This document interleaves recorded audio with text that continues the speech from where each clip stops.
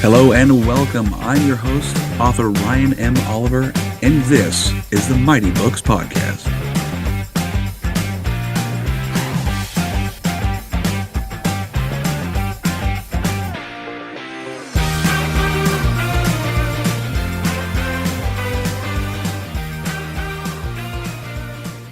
Hello, everyone. Welcome back to another episode of the Mighty Books Podcast. Today's featured author is Stacia Moffett. Stacia, good morning. How are you? Good morning, Ryan. Talk about your book series. What is the name of your book series and the books in that series? It's Lost and Found in Tennessee. That's the series.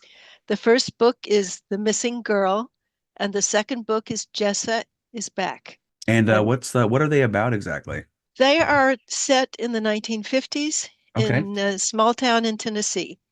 This is a story about a young white girl essentially discovering segregation Oh, and okay. finding that segregation is harming the community, harming her life, and she tries to change things. Oh, okay. So, so she is a gadfly in the town's workings. They have everything all nicely figured out, how to manage the Black community, keep them in their place, essentially keep all of the Jim Crow regulations working, and everybody will be fine, and Mm-hmm. everybody be well served. That was the attitude. And this is the era in which you begin to have civil rights talk Mm-hmm. coming into the town. It's pretty distant at that point for these people, Yeah. but they feel threatened. And so the story starts with the uh, killing in a terrible automobile crash of her parents and her grandfather. And she overhears this sheriff telling the neighbor that this has happened, and she runs away. Mm-hmm. She has a period of maybe 7 weeks in which she and her dog survive in the wild on her grandfather's property. They Oh, have a wow. hollow tree that she knew about, a playhouse. Yeah. But she goes there and shelters and scrounges food and makes a go of it with the intention of not having to go to foster care, not having to be taken away from the town, and she wants to just come back with her dog and live in the house. But of course, that doesn't work out, and weather turns bad, and uh, her rescue occurs because they have located relatives in Okay. distant Portland, Oregon, Okay. who have been summoned to come to the town because there's custody cases in case she's found, and there's the estates that have to be settled. But they discover her, and she discovers them, and she bonds with them. There's a couple with the children her age. And so she is able to feel a sense of restoration, of family love. Mm-hmm. And at the same time, she has to face the fact that the town was pretty much put off by the fact that she wasn't, after all, killed or kidnapped. And a lot of disruption of the town's racial balance Mm-hmm. occurs during this period when she is missing, and they become very paranoid about Mm-hmm. somebody stalking around. They figure the blacks must be to blame. Of Mm. course, this is the Southern attitude that's we're going to blame these people. Right. And so what happens is that they take a mechanic who is a very well respected member of the community, but a black man, Mm-hmm. and incarcerate him, and essentially put him, grilling him for anything he might know about this family. So a debt is incurred against this family by Jessa's actions, and she realizes that. And so before she leaves town with the relatives to go back to Oregon, Mm-hmm. she requests that a half-size violin be given to the man's son, Mm-hmm. who's very musically talented. So then she goes back to Oregon and finishes out the school year there with this family that is our relatives. And she makes the acquaintance of a black girl, and they Hmm. become close friends. And they both play the flute in the orchestra. They are bonded together very, very strongly. And then she goes back to Tennessee with the family to settle the custody and deal with the estates. And that's when she begins to see the many interactions in which Jim Crow would have blocked her from making even the friendship of this girl. And Hmm. they couldn't go on the bus and sit together. That was against the Right. rules of the time. And restrooms were segregated. Yeah. Everything. She sees this all of a sudden and she says, "This is terrible. This is wrong." And so she begins to try to convert the community Okay. to her way of thinking. Gotcha.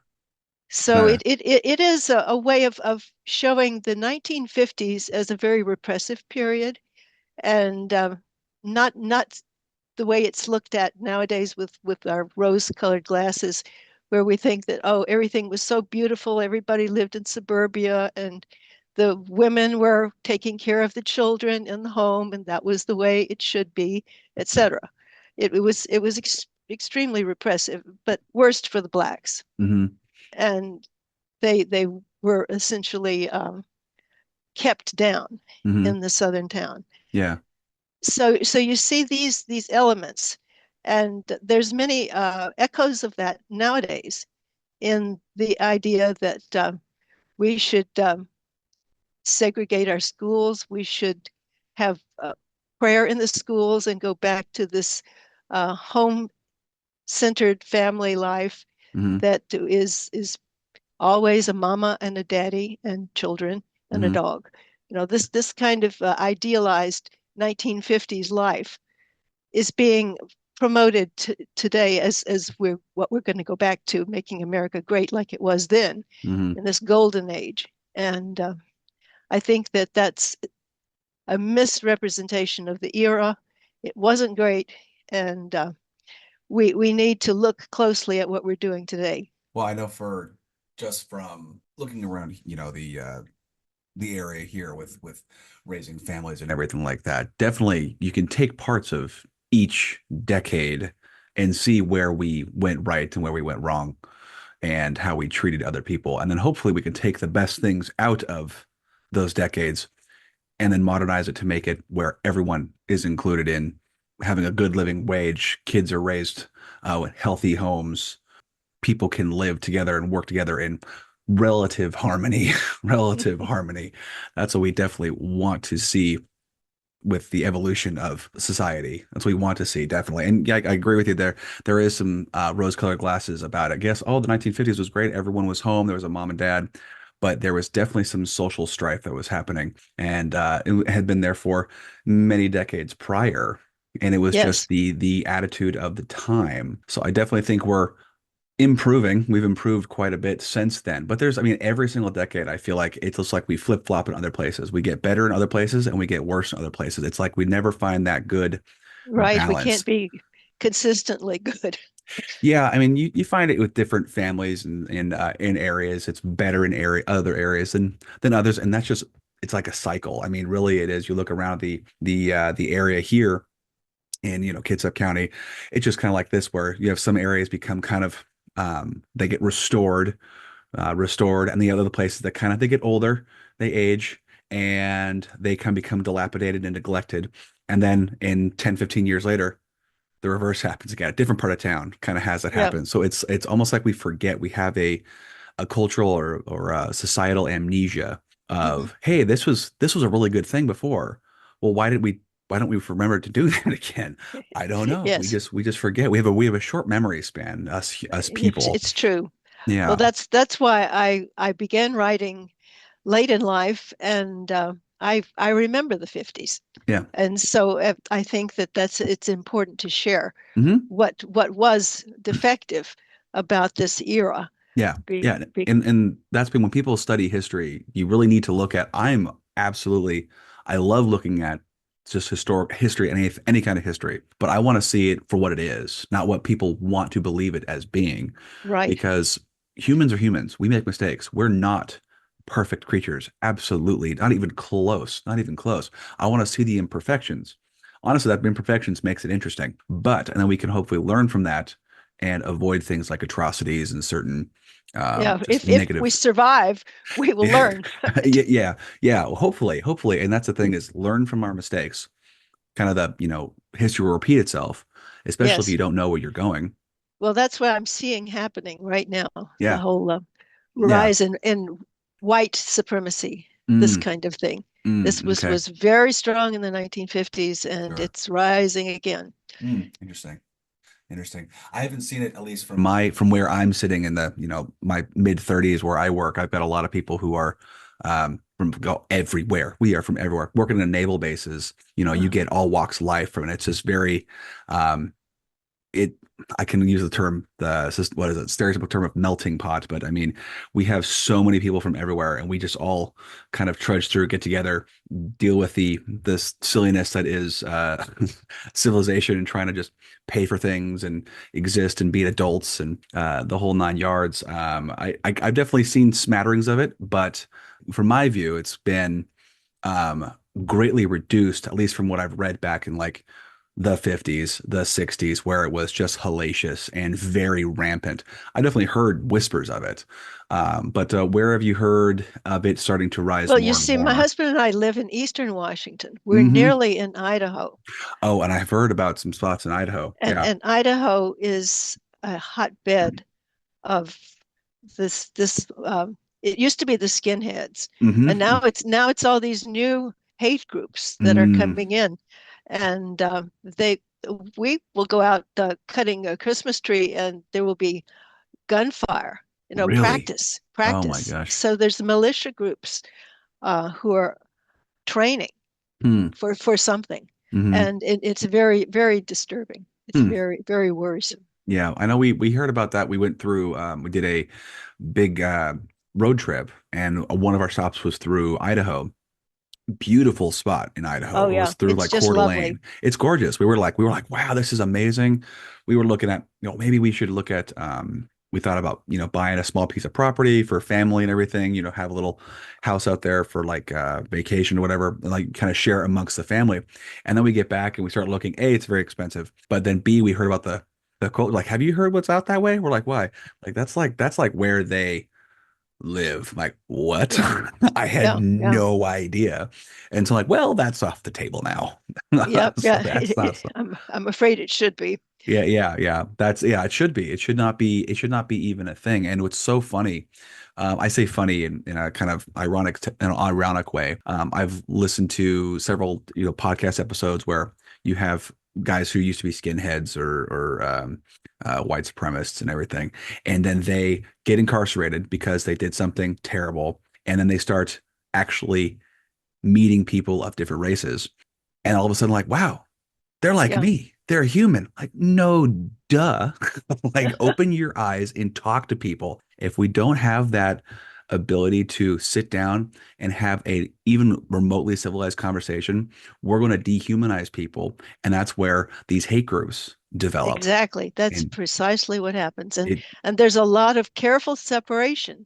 I mean, mhm, that was what was true in the 1950s, but people nowadays are segregating themselves, that's terrible. segregate into like-minded people groups, Yeah. and it's very worrisome.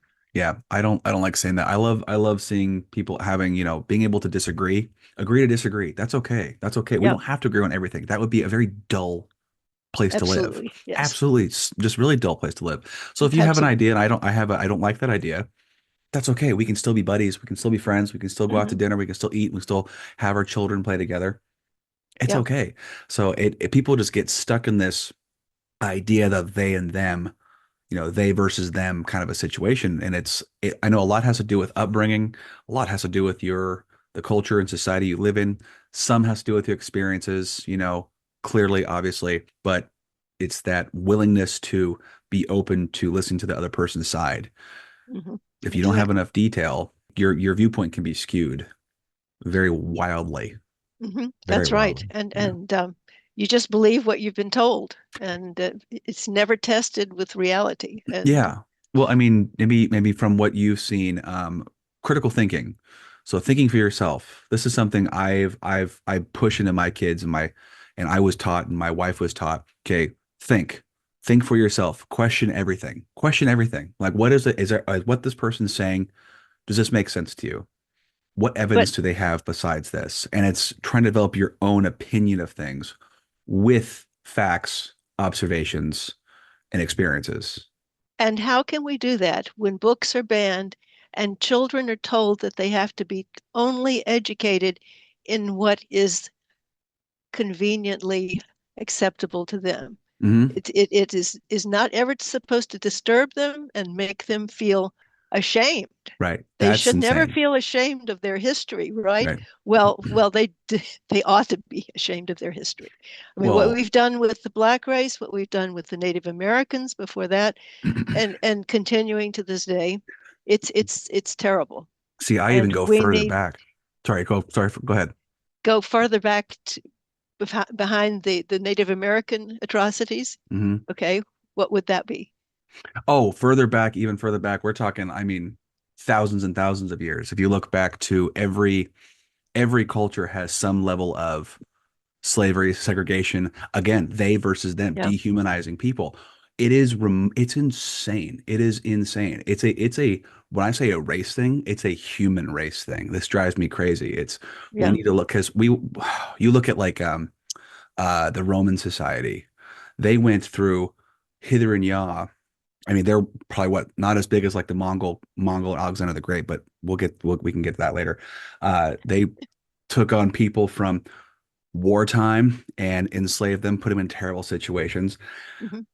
Even Romans themselves were enslaved by themselves. They did it to themselves just because of a power trip of resources of it. You name it. You go back everywhere. It is a yes. It was definitely used as a marker because it's easy identifiable. If someone has darker skin or lighter skin, okay, well that's Yeah, easy. I can pinpoint that person. I can yeah, typecast them. Like yeah, but we need to stop that and go, what can we do as a group to overcome this need to put everybody in categories and to segregate everyone? Because together we're going to fix problems, not if we're warring against each other because of how someone might look or sound. It's a base, very base instinct to me, at least.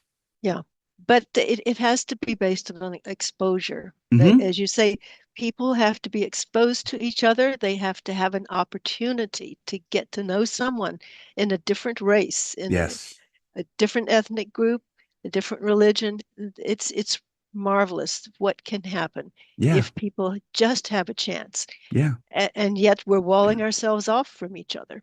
Yeah, I agree with that. And it's, just starting with your own neighborhood and your community at work, at home, branching out, asking the questions, who you are, how are you, what have your experiences, what have you done when you grow up? Just get to know people, just Yeah, talk. people Like have that's so a much huge in common they that do. they've got to base, their relationships on that and not the Yes. differences. Yeah, exactly. And a lot of us have a lot of things in common. Like it's amazing at how little, like, okay, the little differences really, what do they matter? Do they really matter? If you look at you boil the human psyche down, we want to have a family.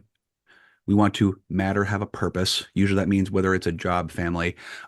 We want to eat, Yeah, have we need shelter. a shelter. We want to believe in something, whether it be religious thing or I even go as far as say a political value or some other kind of education.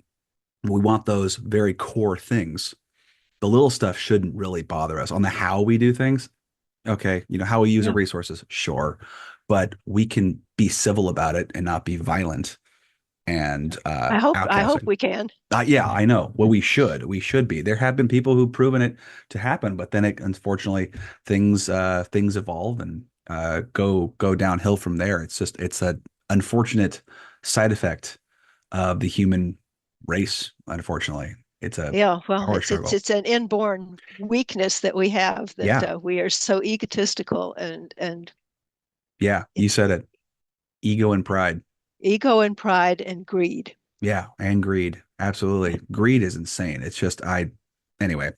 So I'd love to know the inspiration. So I know you said you grew up in the 50s, and what inspired you to write?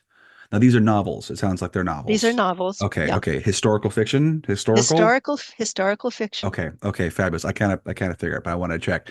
So what inspired you to write these? One of the things I like the survival aspect of it that Jessa is thrown into at the beginning. But the major reason that I pursued writing the books was that we had tried to describe the 1950s to our children, Hmm. and they wouldn't believe it. They didn't believe that there could be separate water fountains and separate Oh restrooms yeah. and separate schools. It didn't make any sense. And so I thought, well, okay, a way to convey that is to let people experience what it's like to be born into a system like that Hmm. and to accept it and then see the fallacy and then wake up Yeah. to what is only fair to the rest of the human race. So I think that it was the inspiration of wanting to communicate Yeah. what it was like in a way that people could better understand Hmm. how people get involved in this kind of web Right. of fallacies. Yeah. Okay. Okay. So teaching your kids, they had experience, they had not experienced this before because we No, have gone away with the segregation for the most part. I mean, barring a few other things. yeah, and we were That makes living in sense. Washington State, so they had no exposure. No. If we were living in Mississippi, I can tell you they would have seen it. Yes. Yeah. It still is in existence. Hmm.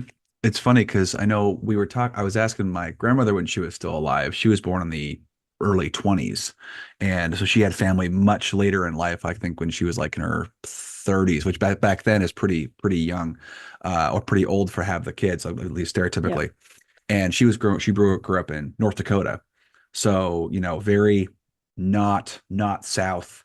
And so I was asking like, yeah, so did you see any of this when you were? She's like, not really. I mean, a little bit here and there, but it was like super minor compared to like the South. And then she says when she moved over this way with my grandfather, she's like, it was definitely it was really non-existent because with the introduction of the Navy town, again, people going to the military, if you've done anything with the military, if family was in the military, you'll know that this group of people from all over the United States, literally hmm all over, goes through boot camp, deployment, and they basically kind of do a thing called I like to call trauma bonding. They go through terrible situations like wars yeah, and uncomfortable situations, and they bond, become friends, best friends, lifelong friends.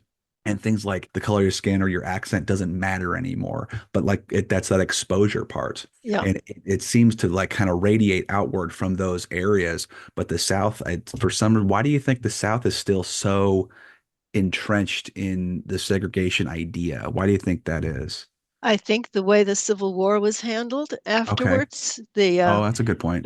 the South was allowed to erect these monuments, and they kept the idea of the Southern strategy being superior, and the Mm, Southern generals being so much better than anything Lincoln had, and on and on. This is what you got in school. yeah. You were told that the South was right civil rights. Hmm. It was essentially states' rights, and it was about trying to have a right to self-determine Hmm.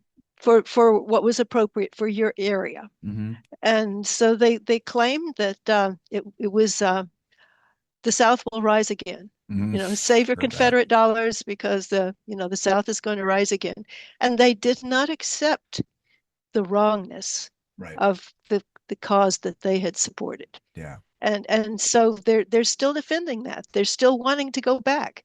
Hmm. I went to college in Mississippi, Yeah. and I was told, well, in the good old days, you have a banquet, and every person, these are white people, Mm. every person has a black person standing behind their chair to assist them throughout the meal.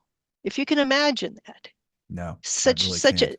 a that was idealized as the way things would be. It's so twisted and just it's Yeah, just so it is. odd. It's just such a strange idea. I mean, especially because like through like I said, through my life, I've met people from all walks of life and had shared great moments, and I couldn't imagine, having them, being waited on hand and foot Yeah. by other people in general. I don't like getting waited on at all by anybody, but let Right. alone I don't want somebody to take my luggage when I go into a hotel. I I want to take it hold on. myself. I'll Yes, take the cart and load it and I'll take it. I'm fine. I got yes, this. please I'll let make me. the kids do it because they got to do some hard work too. Yeah. I mean, that's the thing. Oh my gosh. Well, that makes a lot of sense. That does make a lot of sense with the Civil War. The fact that we have such amnesia with with some things, and then people want to hold on to this one thing. I mean, I've done a little bit of studying with the Civil War and the whole states' rights thing, and I get that down in the South, there was more farmland. They need more people to help with cultivate the earth. I get that, but maybe don't have slaves. That would make sense to me. I know factories are more prominent in the North, South. We need more hands, but that's where you have legit farm hands who you are paying and treating like Or human. let them own the land. Or let them own the land. Yeah, whatever Yeah, the case may be. this control of the land has been the problem, Yeah. and so I think that it's very important to recognize that this was a historical artifact that we brought these people in, Hmm. enslaved them, and then the idea of keeping them Hmm. under the Yeah. underclass, so that we have servants in our Hmm. home Yeah. who don't cost much, and they Yeah. will appreciate every little thing that you do for them Right. because you're the largesse that you have is going to be just meted out to them in small doses, Yeah.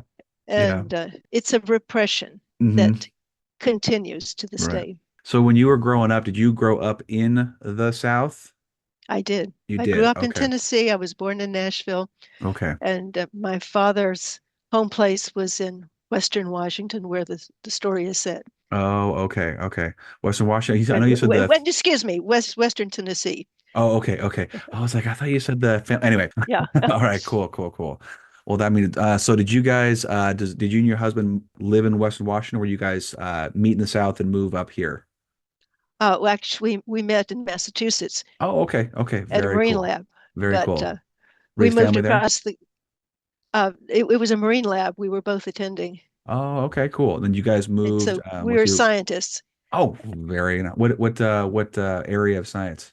Well, I'm a neurobiologist, and Oh, my wow. husband's a electrophysiologist, and we Oh were my gosh. working on invertebrates Interesting. as model Interesting. systems in a scientific mode, and then we were teaching. So we Interesting. were at Washington State University. Interesting. Very interesting. How long were you at Wazoo for? Oh, going on 40 years. So yeah, a little while. Uh-huh. A little while, a little while. When did the inspiration hit? Or when did you decide to probably after you retired to get these books out? Yeah. Okay. How long ago did they all come out? Oh, just this month. Oh, wow. You got both out this month? Both out this month. They Holy came out as a cow. set. Yeah. Wow. Is it so are these are the complete set or is there will be any more?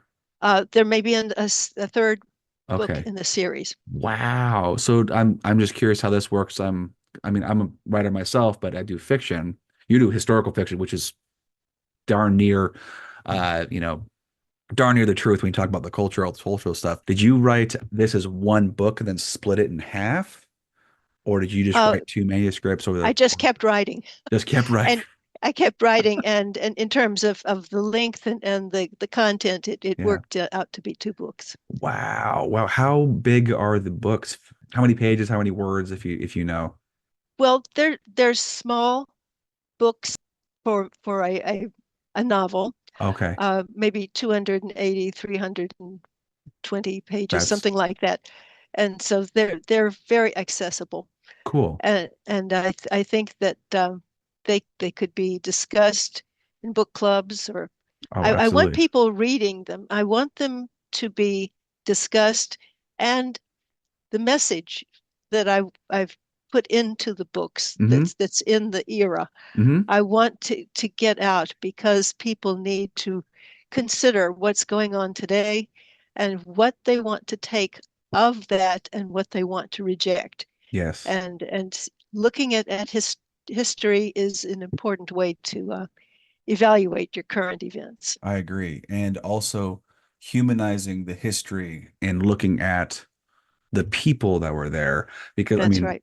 for me, I've loved history since I was a kid, and my wife is not a big history buff, but what she has always loved is she's loved the people. I was like, well, it's not history's not just about facts and figures and names of people who are dead. It's about what they did, what they believed, what they there was a story behind it because that's Yeah, what you're going to take forward. I couldn't tell you all the dates and stuff I've read. That just goes in one ear and out the other right. to make it stick, to make it actually stick in your memory, to actually use for any kind of development or growth, you have to have an emotional connection with a story, in this case, a person or Hmm. an era or a time or a movement to go to build a better world later, to change later. And it starts with one person deciding they want to not behave in a certain way or behave in a different way that's going to benefit others around them. And then it's Yes, just, and that's what happens in the book. Jessa yeah, just discovers the error yeah, of the way her hometown operates, yeah, and she wants to change it. yeah. And so she comes up against the people in the town, Mm. and And it was such a violent time. That change was seen as so radical. It's like, you yes, want me to accept everybody just because of their character? It's like, yeah, yeah, that's and insane. It doesn't make sense that that kind of like a visceral reaction would occur. Like to me, it just seems so alien when I see videos of calm people, calm protests saying, hey, they just want to come and raise their families without fear of right, being they'd like to buy attacked. into this part of town. You Yeah. know, Yeah. they'd really like their children to go to a good school. Yep, Right. Like we said, just we obvious sorts of things, but absolutely blocked that in the is segregated South. it's such a and now is do you have you been back to Tennessee recently or the South recently? Well, I have relatives there, Okay. and my brother still lives there. Okay. I've got cousins, and so I do go back to Tennessee, and Okay. I would not want to live there. No, I mean, What's going on now? It really turns me off on the huh. South. I'll have to do some research on seeing some articles or anything that's going on down there just because I tried to consume the news I have over here. And then of course a little bit on the little bit on the political side if I try not to do it too heavily. But yeah, I'll need to kind of look around and see what's going on. The US is such a huge place and it's so strange. It's such a bizarre thing where we kind of have our little pockets, little microcosms Hmm. in the US. I mean, to go from the east to the west, just the accent changes, the jargon they use, we use just different words for the same things. And that was Hmm. even a mode. I remember my wife came from Virginia. She lived in Virginia for a little bit when she was a kid, Virginia, Maryland, Navy family. Moved over Hmm. to Washington when she was 10 or 11. And just using words like instead of backpack, she used the word book bag. Just this one word. My Yes, grandmother did the same thing. that's what is in the book. Right. And my grandmother said, and she said, my wife said, she goes, she was teased ridiculously for the use of a different word to describe the same thing. Uh-huh. Like Hmm. that small, stupid little word caused Yeah. a headache.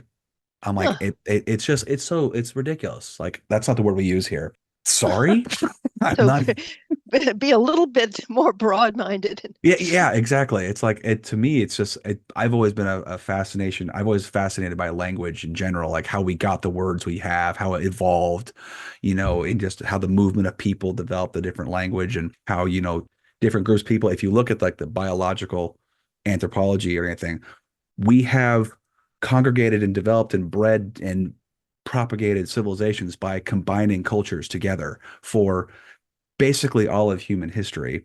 Hmm. Why is it such a stretch if someone's coming from who looks a little differently, who speaks a little different? Because they were way the heck over there and they didn't have the same influences we have over here. Why is that bad? Why is that weird? But our brains are wired to look for differences, to look for Right, right. misnomers. And to be afraid of them. You're right, And so right. we're afraid of them, and so we erect barriers and condemn. Hmm.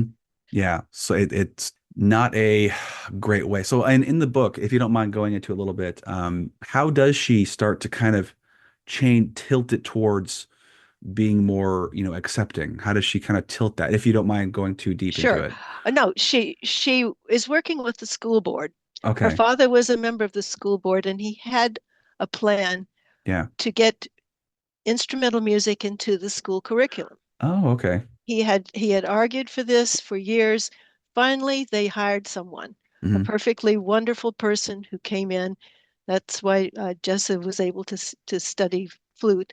Hmm. And this person was willing to teach in the black school, Hmm. but was not assigned that and had a full schedule. Hmm. And the school board overlooked the fact. They had done, they thought, what was requested of them. They got instrumental music into these schools that mattered. Hmm. And so Jessa, after her father was killed, uh, attempts to convince the school board. When she goes back in the summer meetings, she attends the meetings and she proposes Hmm. that they have to do this.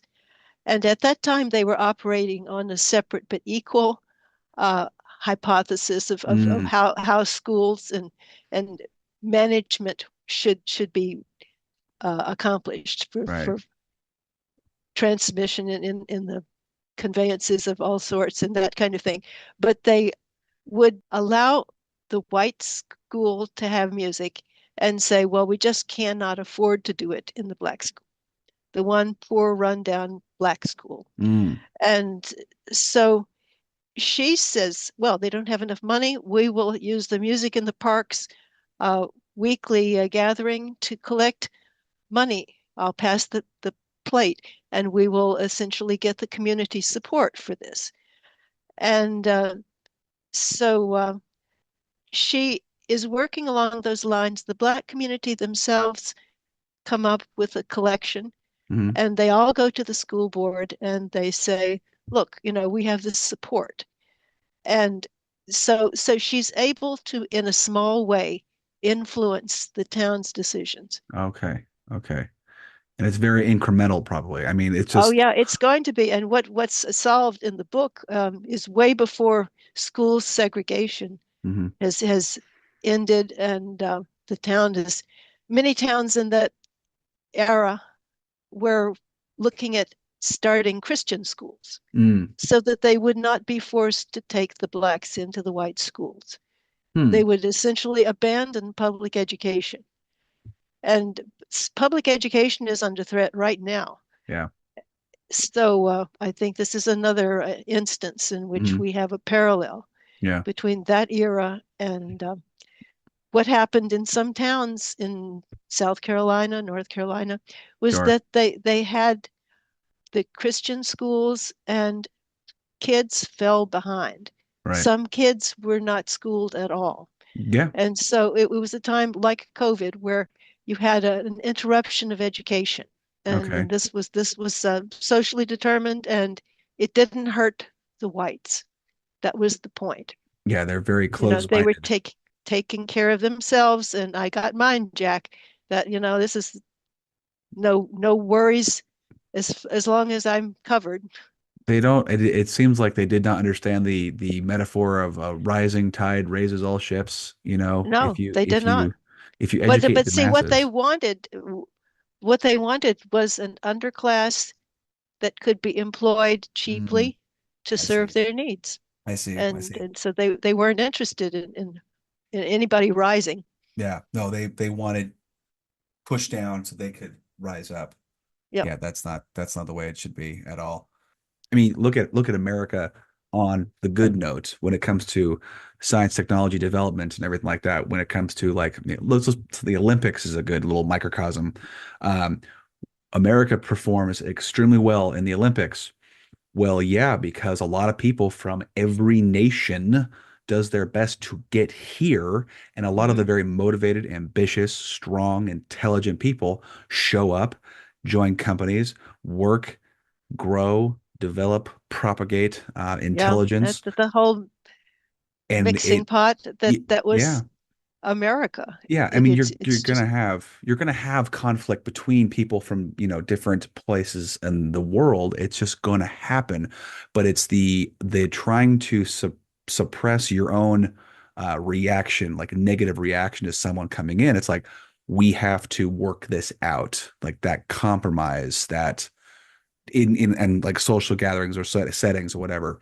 We have to work this out together so we can rise up as a group, not yeah. segregate people out and shun. We should not be shunning people. We need to work together as best as we can. Is it gonna be perfect? No. Human But beings are not perfect, and oh yeah, not even close. Not even close. But we can definitely, hopefully, learn from our mistakes and grow. But unfortunately, sometimes humans can be more than sometimes. If you look at history, humans can, like I said, have amnesia, short memories, and can really just be entirely stupid. I mean, it's just plain stupid. it's just plain stupid. It really is. And unfortunately, if you don't educate, and I like how you said before, it starts with the kids, starts at home. Uh-huh. If you're not growing them to have some level of grit, where it's why is history making you uncomfortable? That isn't that this is just the reality of the situation. The world is not rainbows and butterflies. No, they should plan to be trying to fix it, not be supported by sort of fallacies of how great we were in the past. Yeah, yeah. Look to offer solutions to the problems we have. Don't add more problems. Add Yeah. more solutions to the problems. Offer it up. I mean, in what I've seen from just working in, industrial atmospheres, people who offer solutions rather than problems tend to be the ones who are more successful anyway. So if you are a complainer and you just say wah wah wah wah wah, not really, you're not propagating the group to improve your status any. It's also if you are have some grit and you're able to deal with, I'm going to say it, I've always called it embracing the suck. If something is uncomfortable, irritating, that might just be the reality of the situation right now. But how are you going to fix that? How are you going to improve your life and with that, everyone else's too? Hmm. How is it going to happen? Don't know. Let's combine our brain Yeah. power. Yeah. Yeah. Yeah. Yeah. Well, Jessa is a strong proponent of interracial friendships. Hmm. And that was what was so difficult in the South. Yeah. It was difficult because of this class structure that said, this person has to be kept down, has to be treated gruffly and not enter into any kind of social relationship with this person Yeah. because that they're not in your class. Yeah. Which is And just so, how we have to categorize people as in classes. yeah. It doesn't make sense to me. But I never grew up. I didn't grow up in that time in that area. Yeah, So, like see, you said, I so wasn't that's exposed to that's that. why I wrote it the way it was because I wanted people to understand what it's like to grow up Yeah. accepting this. And that's children will accept whatever is the way things are around them. It's just natural and that's the way it is and how we Hmm. treat these people, that's the way our elders treat them and we should emulate that. And that's the problem. Yeah. The It's just problem is that cycle. mhm. It's a constant cycle. So Jessa as a character, what did you base her off of anyone? Did you base it off of yourself or friends Well, or she's a very stories? stubborn young woman. She has to be stubborn and determined, Yeah. and so I had no difficulty finding such a character, but I think that she is also learning earlier than I did Hmm. these lessons, and Okay. so I put her in a position to get the information, to do the analysis on her own, and to come to some conclusions that were at odds with the community that she had grown up with. Right. And so she's a pusher, Mm. and she's able to accomplish some things. She changes a lot of the people in the town. Oh, So okay. I develop the characters. There's a lawyer and his wife, and they have pretty much, accepted the way things are. And she pushes them off their comfortable position and makes them have to grapple with this. Right. And so I think that sometimes a young girl or a young boy can have an impact on a community, Yeah. and It she definitely does. the psychology of it's kind of interesting. There was some study or something I saw about um to start a new trend, to start a new behavior, to begin something. You have two people really that propagate it. You have the person who originates the idea, which the bravery on that is pretty big, but what they say is the second person who joins this idea for the better, hopefully, is equally or even more courageous than the first one because you're now going against the norm. You're joining in the norm.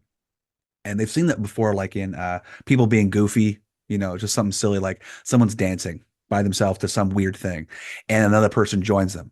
And then all of a Yeah, sudden it's a cascade effect. Everyone after that, it's like a mob.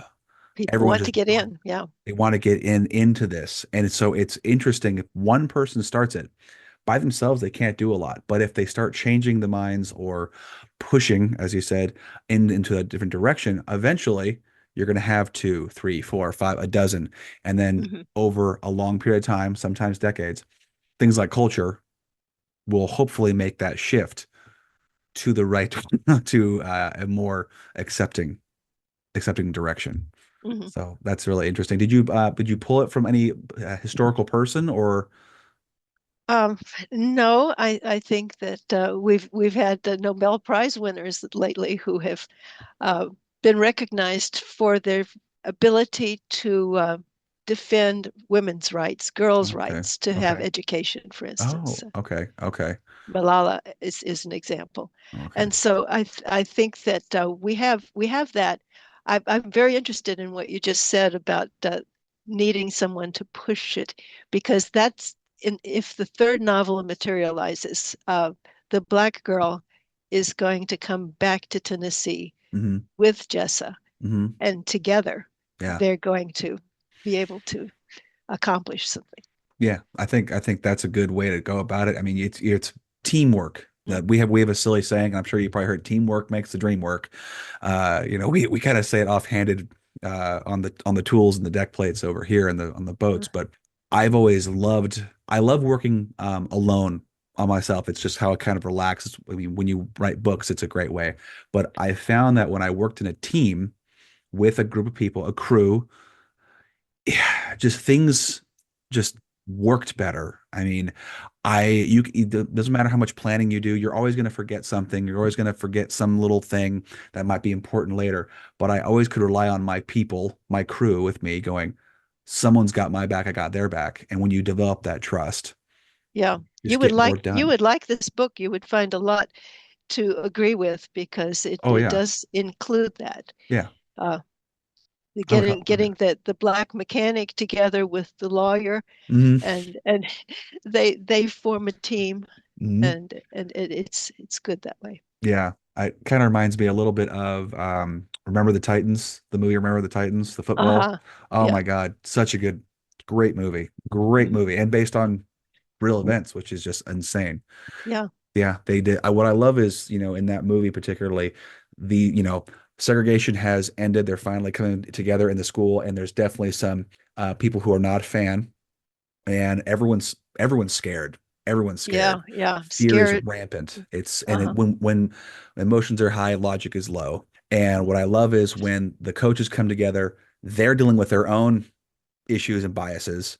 They go out to the camp for 2 weeks or something, a week. I'm not really sure how long. They become buddies. The players become buddies, and they Uh-huh. say, why is this person irritating my buddy? Why, like, you won't let him come eat? He needs to eat just like I do. So Yeah. they humanize him. And then the whole town starts to see that this group of people who used to not like each other because there was nothing to base it on except for just ignorance, sheer ignorance.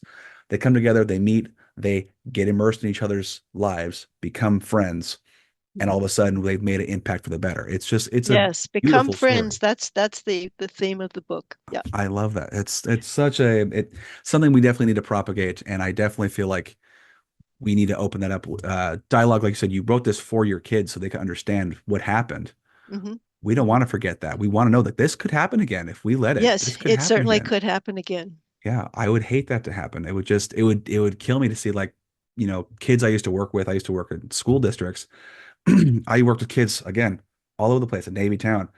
It would kill me to see like young kids I worked with get shunned because of just how they look or something. It's like, that doesn't make sense to me. It's just like, no, Yeah. we're human. We're Yep. humans. We've got to take care of each other. Absolutely. Absolutely.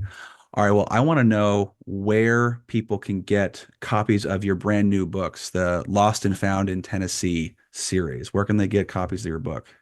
There is a website and it's Lost and Found in Tennessee, all written lowercase, Okay. .com. And there you will find the two books, which can be bought as a set also. Fabulous. Fantastic. Well, Stacia, this has been a very interesting conversation. Did not expect to have this conversation until open up and chat with you, but it's been very intriguing, and I'm grateful that you've been brave and written these books about the 1950s. Well, thank you. And I enjoyed the interview. It was Good, awesome. very, very nice. Oh, excellent. I'm glad to hear that. And for future regards, if you have you do plan on getting your third book out or even other ones, you just Yep. want to meet up again and chat, I'd be Okay. happy to open That for would another that would be interview. great. I would Awesome. love that. All right, then we will definitely be in touch. All All right. right. All right, guys. I really hope you enjoy that conversation. Go get Stasia's book. Check him out, read it, digest it, learn about the actual reality of the 1950s. And hopefully that will kind of put a nice pin in your brain on what we don't want to go back to, what we're hoping to develop a good teamwork, live, get to know your neighbors, and just be nice to everybody. I mean, really, that's the whole point of And existing. emphasize friendships. Emphasize friendships. Absolutely. Be friends with people. I mean, come on. It's just a Yes. way better that way. Anyway, I hope you guys really enjoy this. Have a great rest of your day. And as always, stay mighty and keep in the